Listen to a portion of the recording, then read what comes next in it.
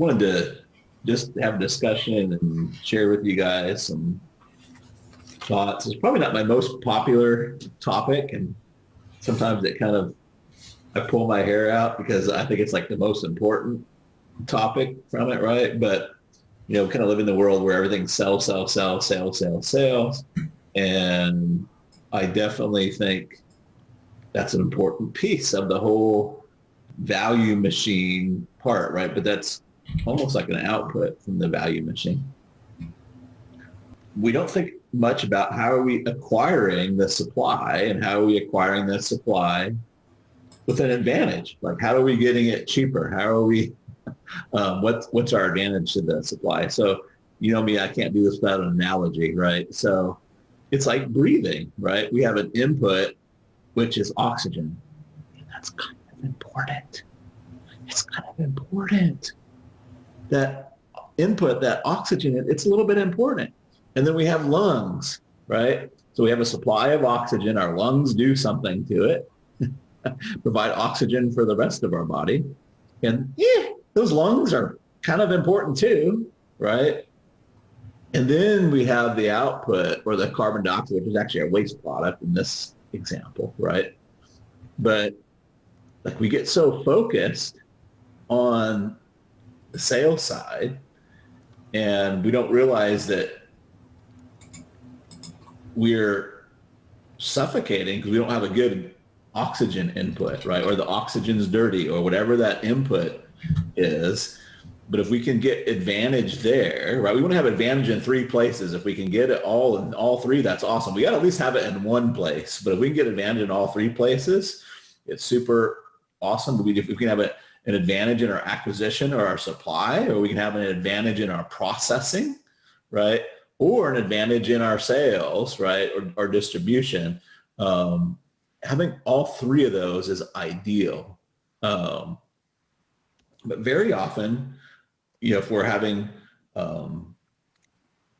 cash flow situation, we just want more cash flow, right? It's not our sales that's a constraint, right? So we work on the wrong problem. With the sales is the constraint. And it's kind of like if your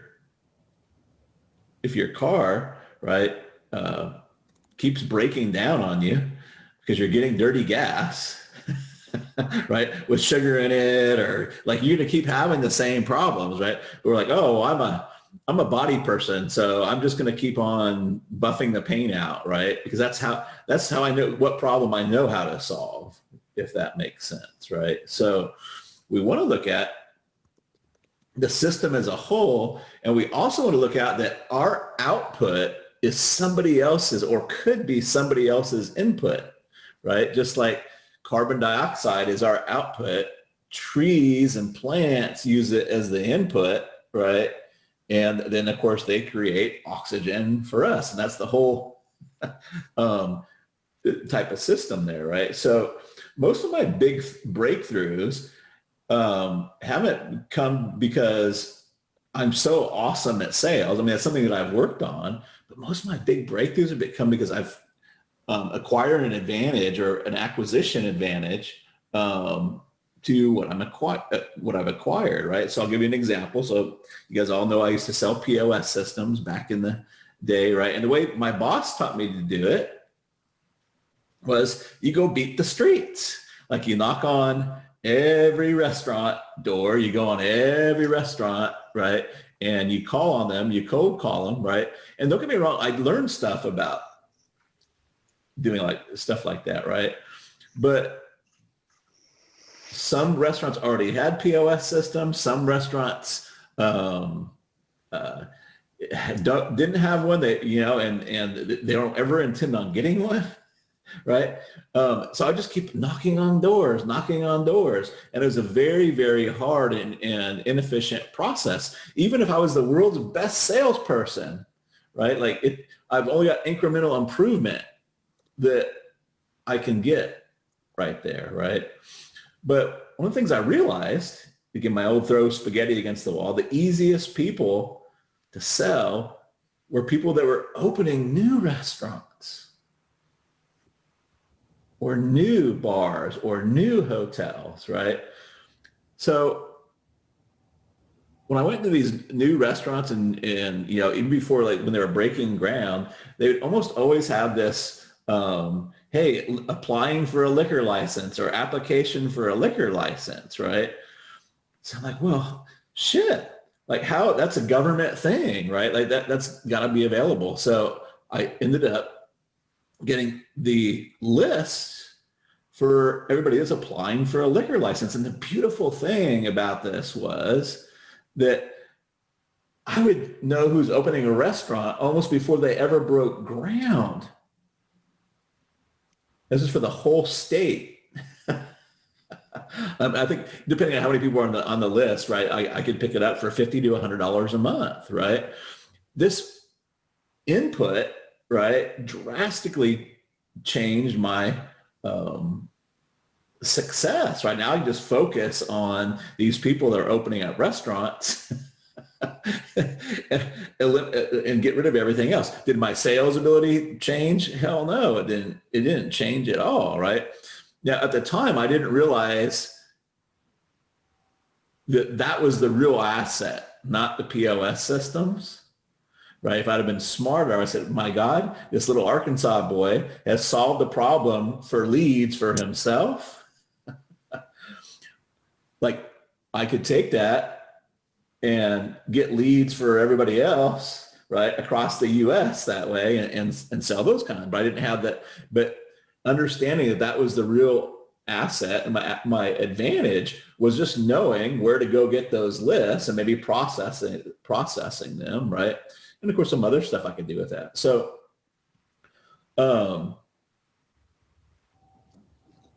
that's my skill set, is more in understanding databases and IP, right? And that's why I focus on that as my investment endeavors. But what I'm looking at is like, how can we get an advantage, right, to our supply, right? Or if we have an output, how can we make that an input for somebody else, right? Like here, this is an output for me. This is an output, which becomes your input, right? And it's kind of like a turbocharger. If you guys know what a turbocharger, it takes the exhaust and feeds it back into the system, right? Which is called a feedback loop. It's a positive feedback loop, if that makes sense, right? So every business is like this. Every cash machine, every value machine, like no matter how complicated it is, or it may seem like it is, it's still, you've got a supply of something, you do something to it, and then you sell it to somebody else, right? But we're so focused on the sales side, right? We don't see the real assets. Just like in the land business, I've got some really great mentors, right? But they see the land as the asset. It is an asset, and I'm getting an acquisition advantage because I know how to get off-market deals, right, and get it for pennies on the dollar, and that's you, right? But I don't even see that as the main asset. Right now, I can buy buyer's list from the government for 10 cents a record and own them.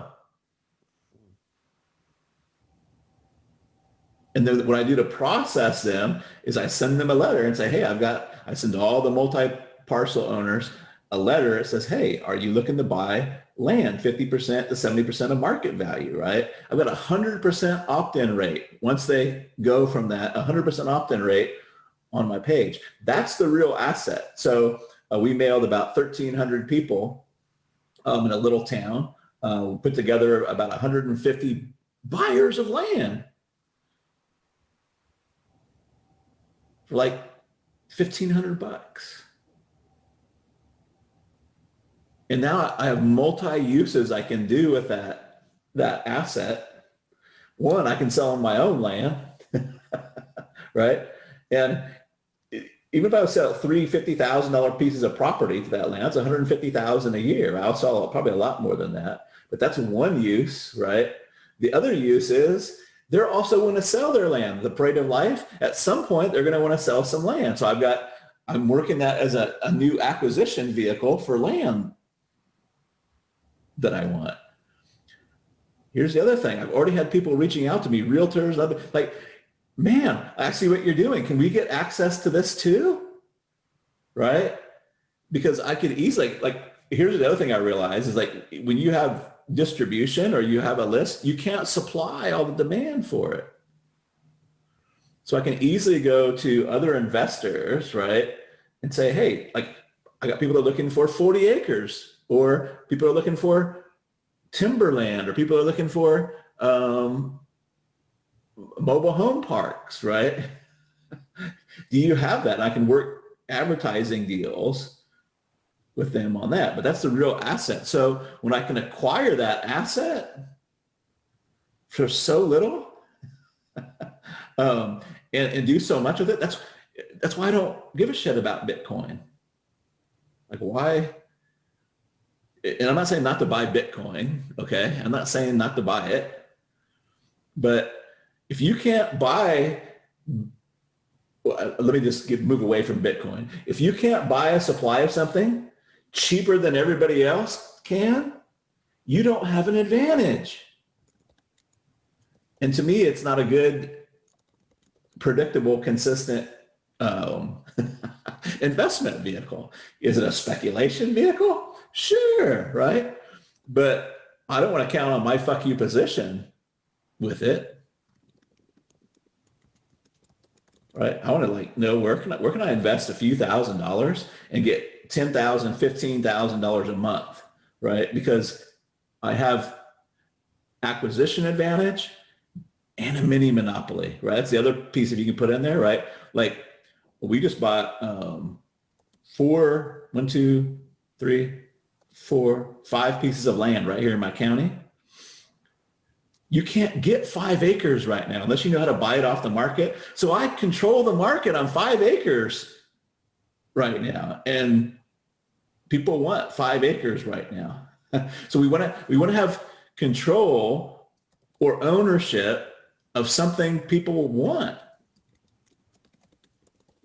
and we'll be able to get it at an advantage, right? So I could take a couple notes. I just want to make sure I'm not missing anything.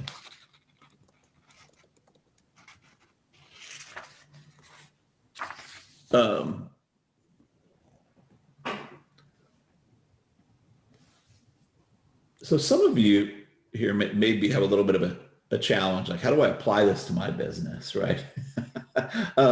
Some of you, it's like super easy, right? Especially at the other channels. Like, Irene, you can buy lists from the government, or like, I really don't buy them straight from the government. I buy them from another place that takes the data and makes it into a usable format, right? But it's still 10 cents a record, right? Grayson, same thing. Dietitians, like, they probably have to apply for a license or something like that, so you can get those databases, right? And you can probably own those databases because the government has to make them available, right? If that makes sense. You know what's funny? Somehow I got on some list about a year ago that we're moving. So how soon are you planning on doing your business move? I'm like, we're not moving. Take me off the list. Yeah. So somehow, but clearly if I was, then they got access to me. Yep. Sometimes as we're doing our business, we get byproducts of our business that are more valuable than the business itself, right? Lisa, you're talking about your book. This is you taking what's inside of your head and putting it into an asset, right? That can be circulated, right? And become an input for more people, right? To already be pre-sold and coming in, right? And then you can start owning that distribution network, right? And I don't want to, like, cheapen it based on, because you do a lot of soul stuff, but how much other stuff are they buying that you just can't supply, but you could endorse? Like, do you know somebody that you like for meditation or breath work or all those kind of things, right? So we just wanted to start looking at like, how do we get advantage, right? How can we acquire stuff inexpensively, right?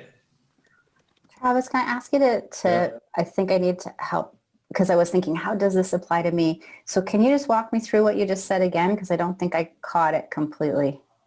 So let's say you put your book out there, right? Yeah. I don't know how you're planning on selling it, but more than likely you're going to have some way, or hopefully you have some way of capturing some of the buyers, right? If you're selling it just on Kindle, maybe get my free clarity, whatever it is, right? But you're going to start building those up, right? And that becomes the real asset, not our product. Right.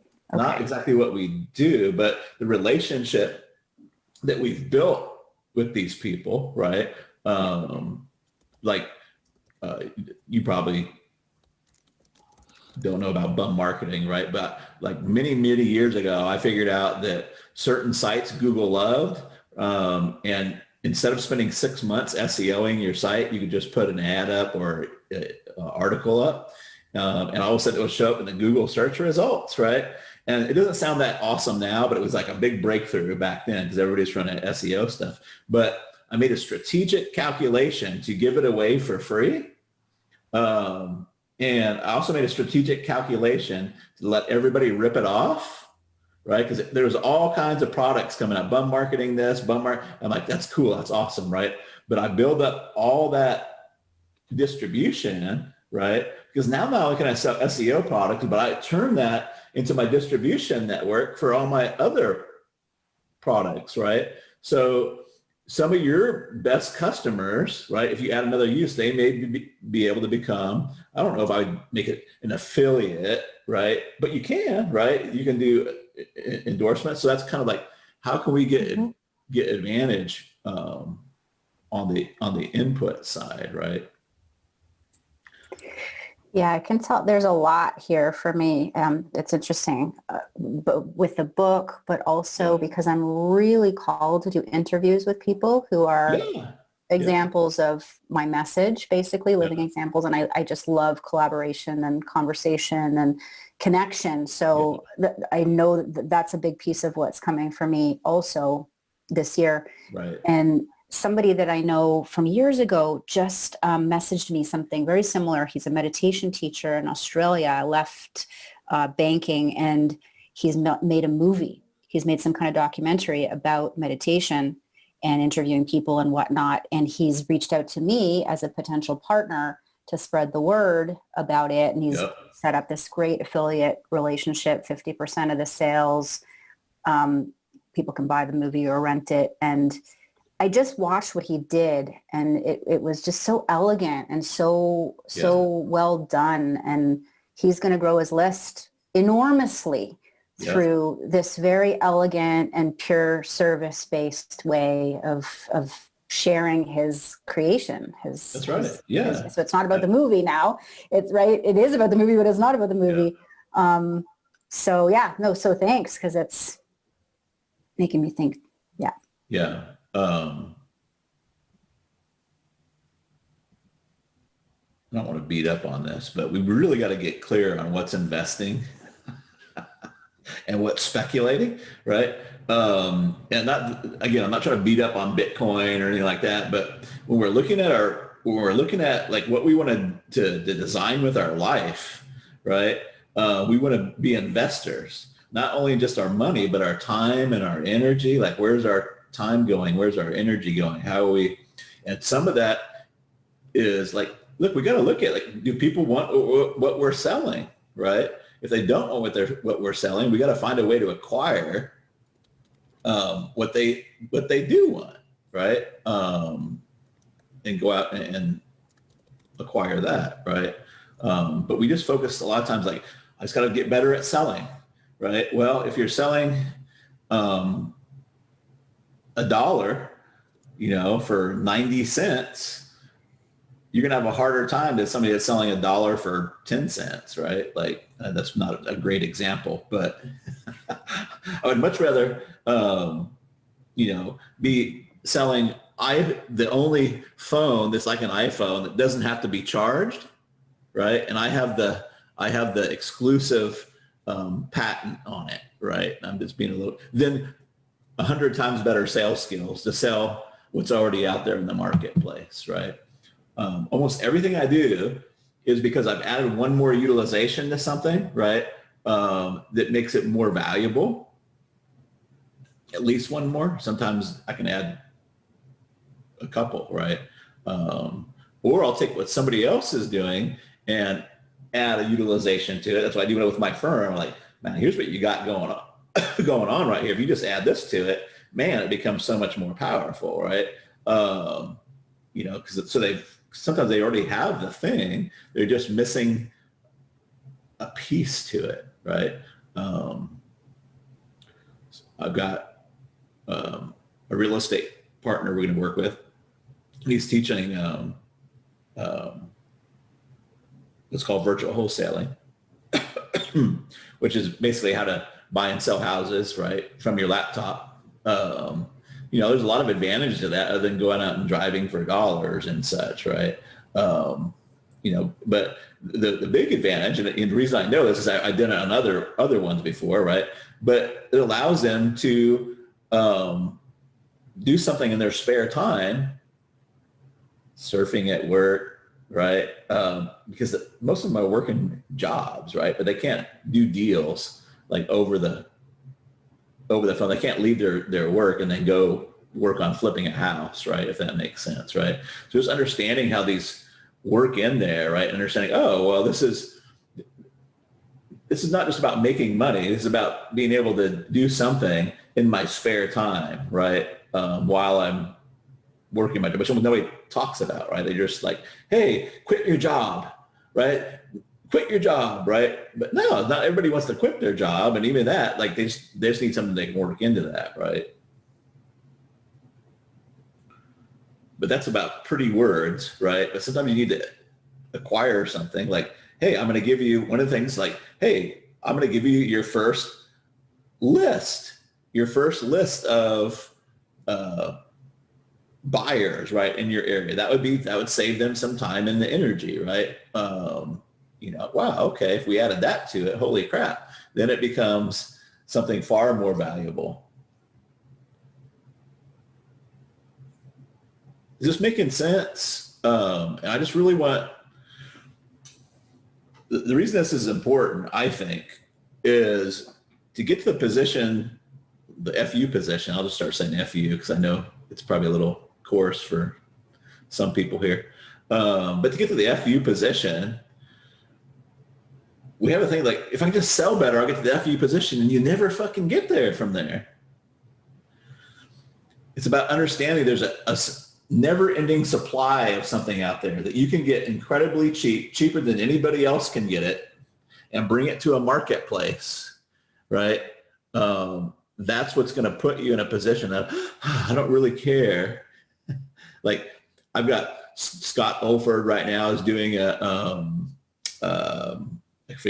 ditch the pitch kind of offer. People are like, oh man, like that sucks. He's copying you. I don't care. It just doesn't matter to me. Right? It's like, it's not this, it's never ending for me. Like I see so much energy already expended and assets out there, right? That could just waiting for somebody to come in and do something with them. Right? You got to understand what the market wants and what it can't find. Right? And then where to go out and get that. Right? And so it feels like I can just breathe this money, right? Because I'm not just focusing on the exhale part of it or just focusing on the inhale part of it, right? Does that make sense? But a lot of times we'll get stuck. And this is really, to me, like this is the money issue with most of the population, right? Where is their supply, their time and their energy? Well, there's a constraint there, especially if they have they don't have a skill like, that people want to pay big amounts of money for and super leverage, right? But, and then they're just focused on the process, whatever process they have, right? Copying, and again, I don't want to I'm not trying to make fun of people or anything like that, but if they clean bowling alley lanes, right? They take their little thing and they go clean the bowling alley lane for $15 an hour or whatever, right? You know, and that's the problem, because I'll just focus on that one process and look at how can I get control of or own something that a lot of people want, right? And even higher levels, how can I be the only one or one of the very few that has it, right? And that changes everything. You don't even have to be that good of a salesperson. It's like, you know, how do unknown idiots get rich? Mini monopoly, right? And having access to something, right? It's how, like, nobody knew me in the relationship space. When I came into the relationship space, nobody fucking knew me, right? But I had an offer, like most of them were just selling like how to have better relationships, or, and there's a few selling like how to fix your relationship. But nobody was talking about what do I do after it breaks up, right? So having that offer going got me control of all the big JVs, but I also had distribution and my market base. Like nobody knew who the hell I was. And I liked my product and I think it was pretty good, but you know, that wasn't the big thing, right? If that makes sense. Is my advantage in having the distribution on that and being the first to the market on that, then taking that and building it up from there. Because once I had, you know, several thousand buyers, now I could leverage that and do deals anywhere, right? That was another leverage point. Because if I go to somebody and say, hey, I have several thousand buyers, I'd like to introduce your product to mine. Do you think they would return my fucking calls? Yes. Now, here's the thing. I don't even have to own those. You can do the same thing representing somebody, right? This is when I lost my partner. He finally got it, right? He's like, holy shit, I don't even have to own them. I can just represent somebody that has, right? And then he became a alchemist, right? And he's like, oh, right? And I was happy for him, right? If that makes sense. But control is almost as good as ownership, if not better in a lot of ways, right?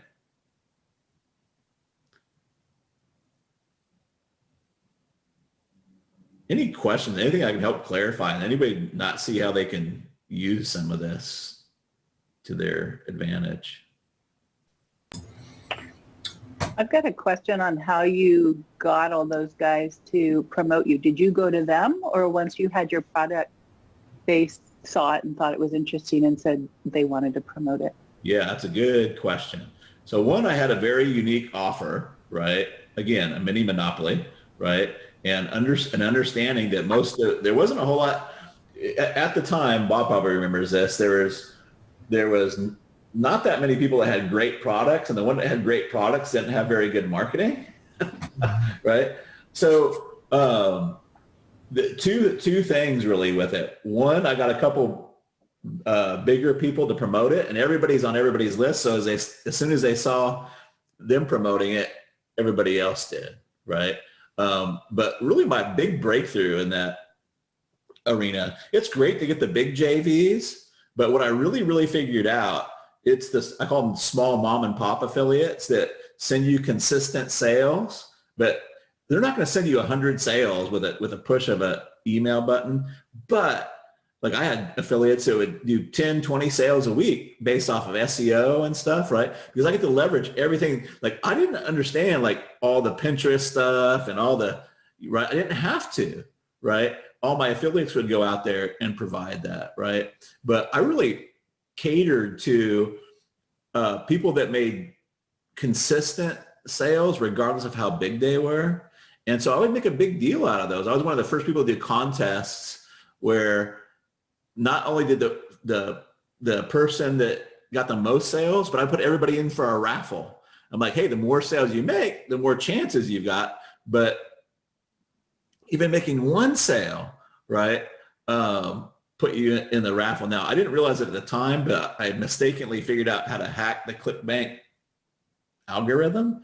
because what would happen in those contests is sometimes they would buy it themselves just to get a raffle in there, which would add points to the gravity, right? And that was kind of a mistake that I made that turned out to be, it wasn't a mistake, but it was an accidental advantage, right? But Tell that to the IRS. It was an accidental advantage. that's right. But understanding what the bum marketing list I made wasn't just a place where I could sell shit to. It was a distribution center, right? It was a distribution network that they all understood SEO, and some of them understood ads, and some of them understood, other stuff. And I could leverage all of that by giving them an offer that wasn't out in the marketplace, and also something they could feel good about, right? About promoting, right? But yeah, for the big JVs, like once you get one person to promote it like everybody else does, which if you understand that on both levels, it becomes super powerful, right? One of the biggest mistakes I made in my business is not understanding the power that I had.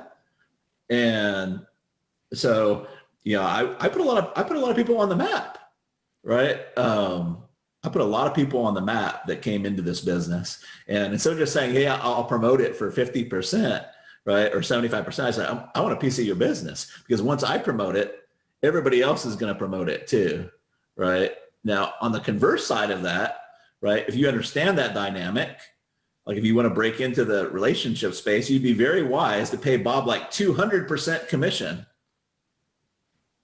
Because if Bob promotes something, everybody else in that space is going to see it, right? And then they're going to promote it too. Does that make sense? But again, we have to get out of the mindset. This is where people get locked into it. They're like, oh, but my precious monies, my precious monies, right? And the fairness. Why should I pay him? Because they're forgetting about the asset, right? They're just thinking about the sale end of it, right? They're forgetting about the asset of it, right? That if we can get Bob to promote it, holy crap, like everybody else is going to promote it too, right? Let go of the money and focus on the asset, right? What is that? What is the asset? Because if we acquire assets super cheap, we'll have all the money we want. But here's the thing, money is worthless. Like they're printing trillions of dollars of it right now. You don't even want the money. Like you want it, like that's why I keep telling guys, buy real shit. Go out and buy it. If you can pay down your house, pay down your house. If you're living in a too expensive place, go buy a house somewhere else, right? But buy some real shit. Your kids are going to need a place to live, right? Like, I'm not saying not to have a cash reserve, right? But get some assets, right?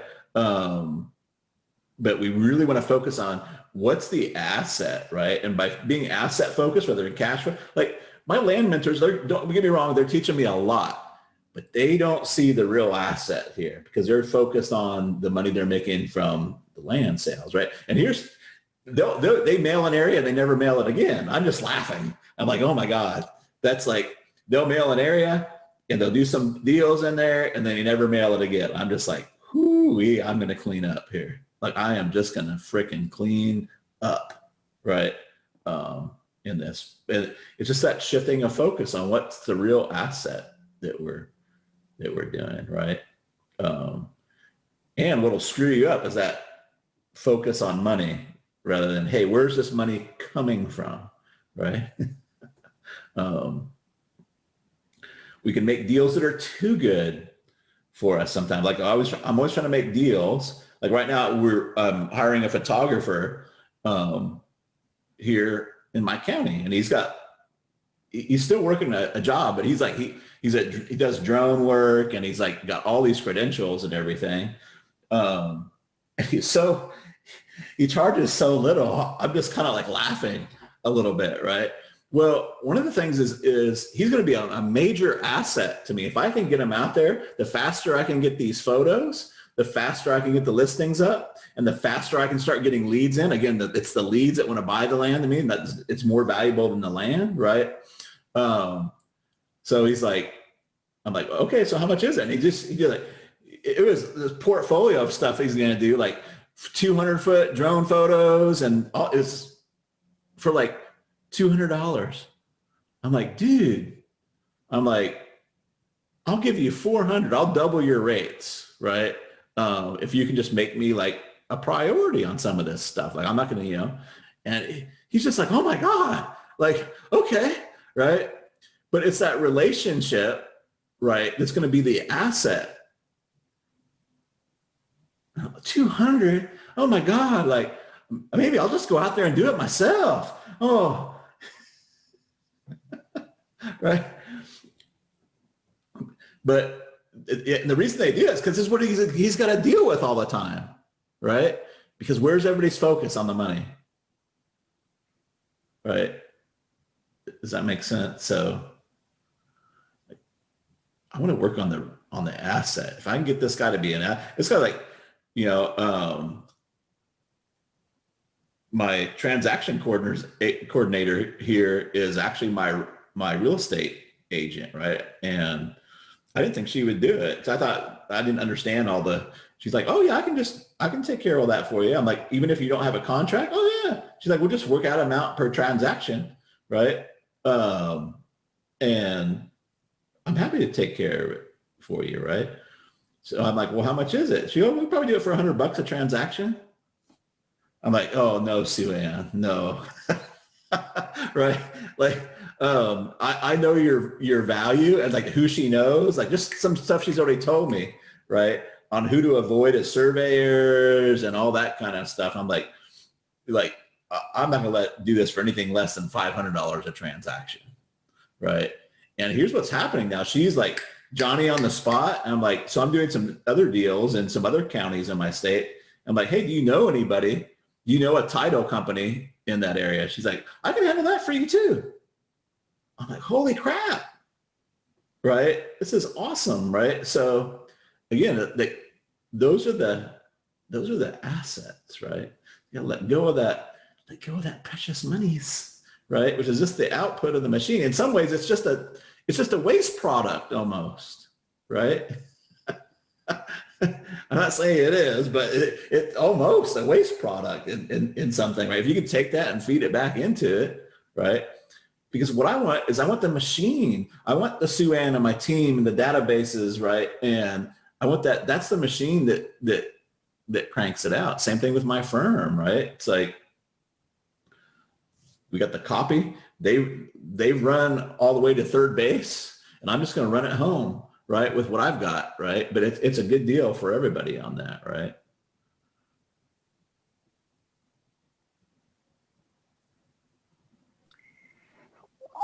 This makes so much sense, and I'm wondering, is there any other way I could be thinking about my business along these lines? So we talked about the book as an example, Yeah. but Well, I think I like to figure out what's my leverage point right now, then take that next step and the next step. But I think you already said your leverage point is the knowledge you already have, and you already have a network, right? So that's another leverage point, right?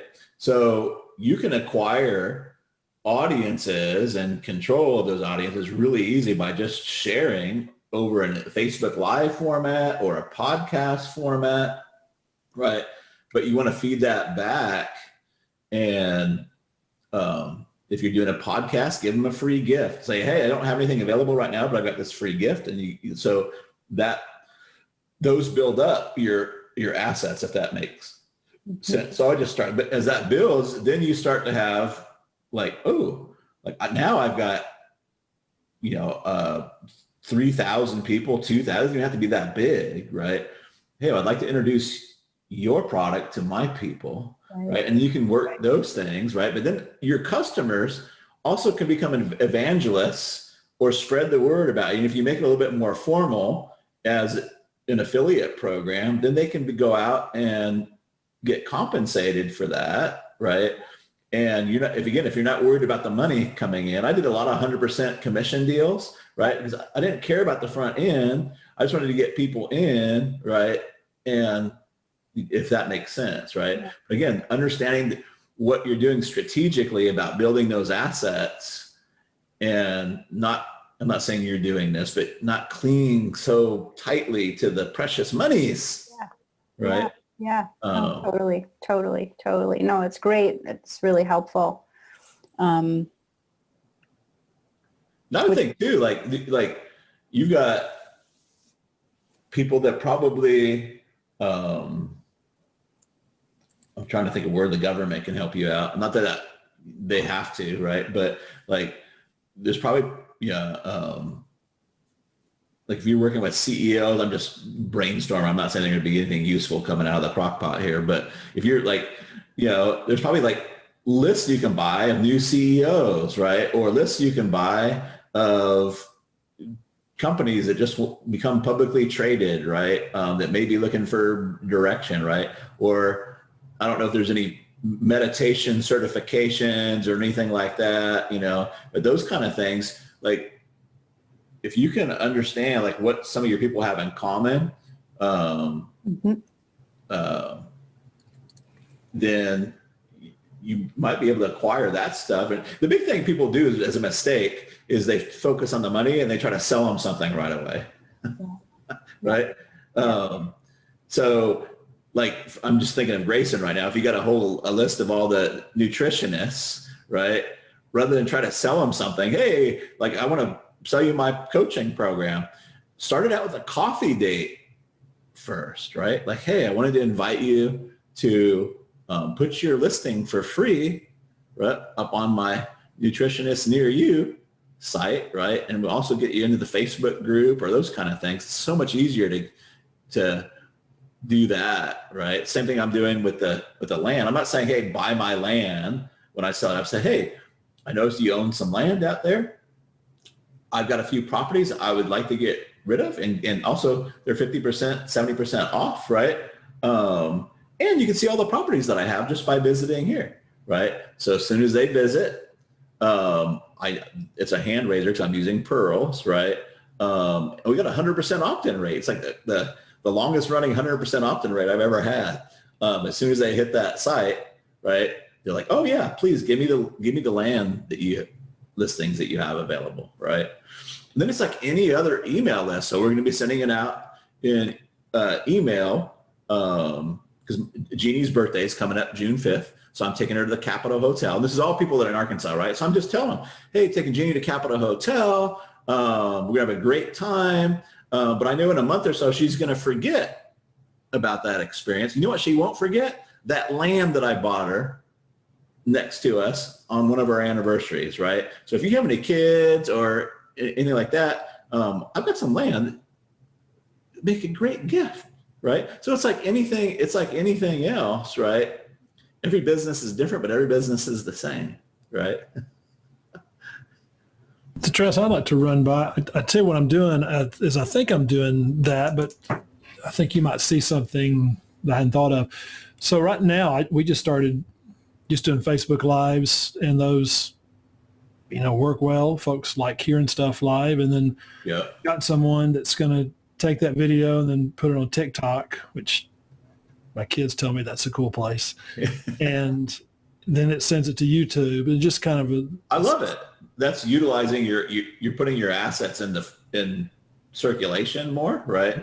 And so that's one of the things you want to try to do more of if you can do it energy efficiently from your side. And it sounds like you are. It's like, hey, as soon as this gets done recording, take it, put it here, put it there, put it there. I love that. Okay.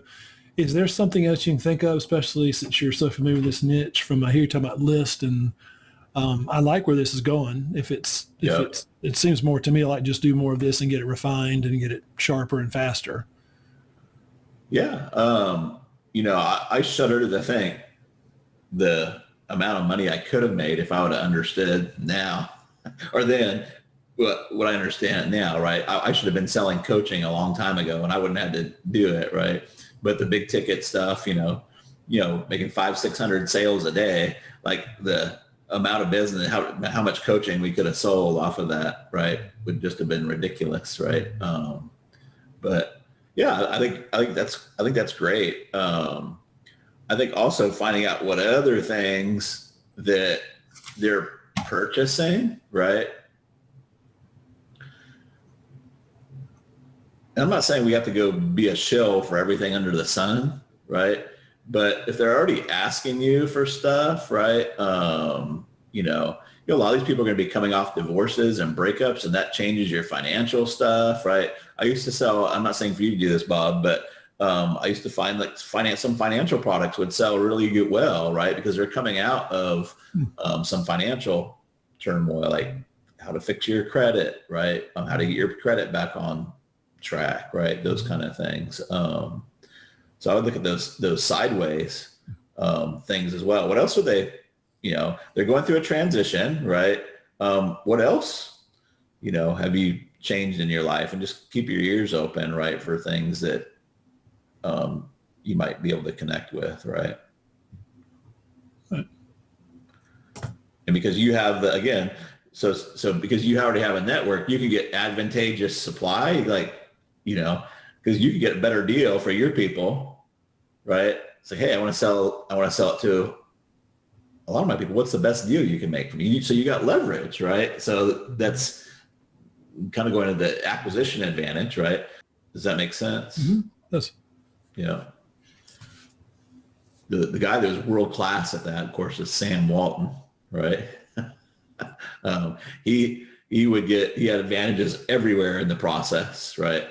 He did a lot of his on scale. And that's the way a lot of the Amazon business and physical product businesses work. Like, you want to buy, the consumer just wants to buy a widget, right? And they want to buy a widget cheap, but they don't want to buy a pallet of widgets, right? So it's not so much that they have mini monopoly, but they're the economy of scale. They're going to buy, a pallet of widgets or 2 pallets of widgets from a Chinese supplier, right? The challenge is that somebody else can do that too, right? So that's the thing. But if you can get an exclusive, or if you can add something to it, like if you're selling cooking ware, but who's the famous cooks? Wolfgang Puck. If you can get Wolfgang Puck, right, to do a licensing deal with you, you're probably going to sell more of your pans than somebody else, right? Or somebody else. This is why you see a lot of stars like starting to do e-com stuff, right? Because if you're selling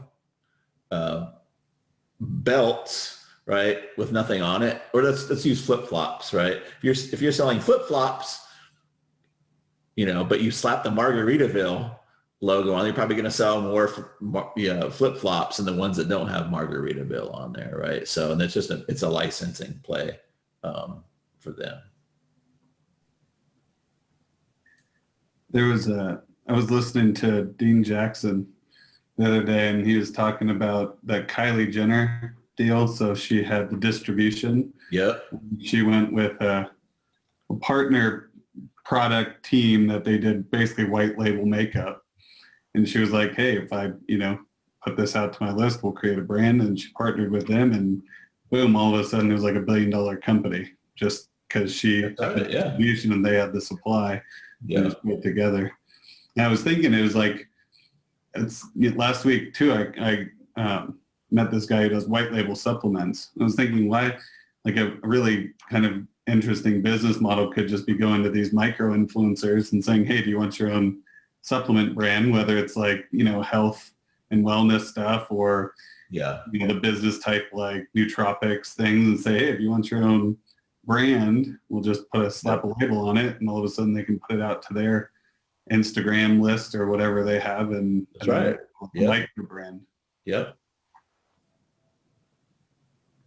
It's a wonderful world out there. It really is. Like, there's so much, like, our ability to generate opportunity, right, has never been greater, right? But we got to pull our focus off of just sales, right? I mean, it's great. You be good at sales, and your sales ability will help you acquire assets, right? Like, your negotiation skills will help you acquire those assets, right? when I negotiate, a revenue share, what I'm doing, I'm getting my product cheaper, right? If somebody does a revenue share for 75-25, right, and they're getting 25, right? Like if I can get it for 50-50, right, I'm doing twice as well as they are, right? And I have the margin to put people in place where Travis doesn't have to do it, right? So I can just put the people in place. I got the margin for that, and all the assets that are created, I get to keep the copyright and all that stuff. I get to keep for the next one, right? I've got a kid I'm teaching right now to do this, and he's like, "This is amazing," because he's working in the weight loss space. So just coming off a really great weight loss promotion, doing it for somebody else. He's like, "I had the T1 done in 10 minutes, and we've already got 150 people like with their hands raised. This is awesome!" Like the power of assets, right? Now that you've got it created, now you just use it in different spots. You've got a winning asset, right?